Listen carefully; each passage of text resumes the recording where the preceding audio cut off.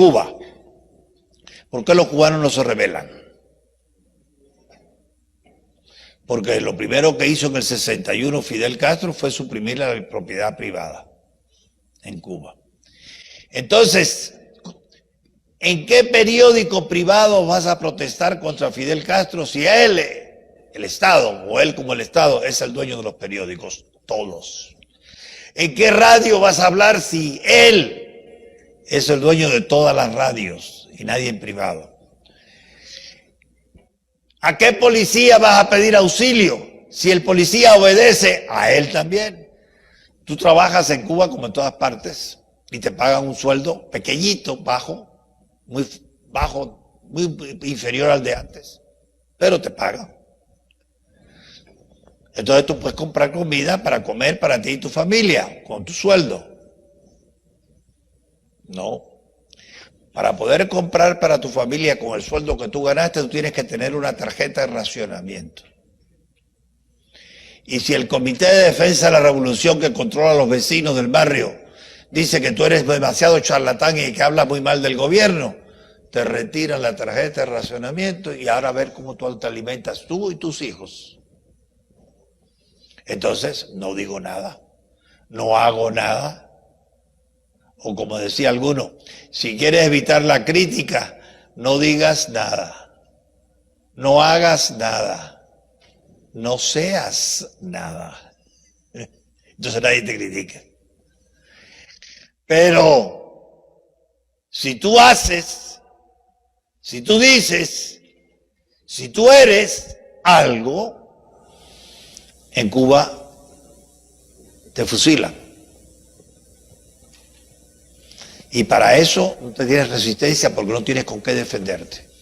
Nada es de los ciudadanos.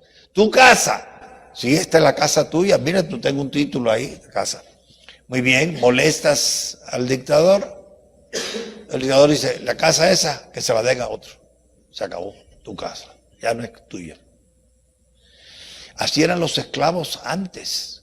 El esclavo no tenía nada, ni su comida, ni su ropa, ni el cuidado de su salud, todo dependía del amo. Entonces no se podía rebelar, porque el amo simplemente le retiraba la comida o lo mandaba a azotar o lo mandaba a matar y no le pasaba nada. Menos mal que ya dejamos atrás la esclavitud, pero la esclavitud fue un permanente en las sociedades del mundo entero hasta hace 200 años. Entonces hoy día todavía hay esclavos en los países totalitarios como Corea del Norte, como Cuba, como Sudán, donde nadie tiene con qué defenderse. No se rebelan porque no tienen nada de propiedad. Todo lo que tienen se los da cuando quiere el amo. Y si no quiere, no se los da. Entonces, las sociedades que aspiran a igualar a todos, hacernos a todos iguales, que aburrido y que monótono, sacrificando la libertad, para poder llegar ahí, tienen primero que sacrificar o eliminar la propiedad privada. Y ustedes lo que ven en Venezuela es cada vez más leyes, más intentos por suprimir la propiedad privada en Venezuela y hacer que todo sea público, como lo hizo Fidel Castro hace 40, 50 años en Cuba. Y en la medida en que un gobierno, un Estado, un político, un partido, una corriente de opinión aboga en favor de reducir, acabar o aplastar o simplemente con impuestos terminar la producción privada, están debilitando la libertad con la cual tú puedas defender tu vida. Esa lección la hemos aprendido en el siglo XX. En Europa la aprendimos, en Asia la aprendimos, en la América Latina todavía hay lugares donde mucha gente no lo ha aprendido. Y ustedes ven entonces que todo esto que dice, sí, abajo los ricos, quitémosle a los ricos y le damos a los pobres, lo pueden hacer primero debilitando la propiedad de los ricos para que no se puedan defender. Entonces todos somos pobres, iguales. Cuando tú debilitas el derecho de la propiedad en los pobres, no digamos en los ricos, ya los estás llevando a la esclavitud. Ya los haces esclavos. En Cuba, que fue un país rico, hace 50 años, el más rico de América, hace 50 años, y ahora el más pobre, o casi. Y a Cuba venían muchos inmigrantes de todas partes del mundo, sobre todo de Europa, a abrirse camino porque era un país de promesas, de riquezas. Y empezaban poniendo una bodega. O sea, una tienda en la esquina vendiendo azúcar, café, frijoles, pan, Coca-Cola. Y así empezaban. Y trabajaban 14 horas al día. Y la familia, la mujer también ponían a trabajar con el hombre y los hijos, a medida que pasaban de los 4 años, también ya ayudaban en la tienda. En fin, al cabo de 30 años ya tenían varias bodegas, una cadena de bodegas, y habían salido de la pobreza. Eran clase media.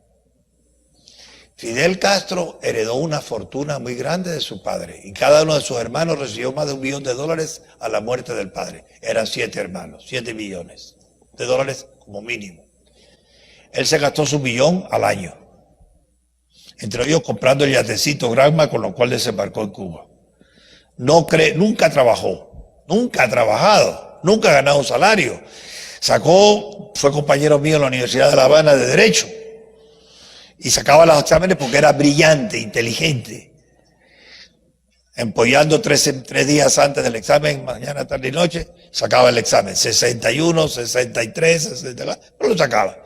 Se hizo abogado y jamás trabajó como abogado. No trabajó en un bufete. Entonces, ¿de qué vivía ese señor? De la herencia de su padre. Y con esa herencia de su padre se compró con armas, se compró con la herencia de su padre una finca que le permite vivir muy bien a largo plazo. Cuba. Cuba es la finca privada de Fidel Castro, que él adquirió con las armas que compró con la herencia de su padre. Ahora, ¿a quién ha ayudado él a salir de la pobreza? A los ricos los hizo pobres y a los pobres los hizo tan iguales de los ricos que se habían empobrecido. Eso no funciona. Él quiere igualar a todo el mundo hacia abajo. Eso no funciona. Créame. Es más, les pido, por favor, que si no han estado en Cuba, vayan. Pero no a vivir como turista, a vivir como cubano. Y verán entonces la diferencia.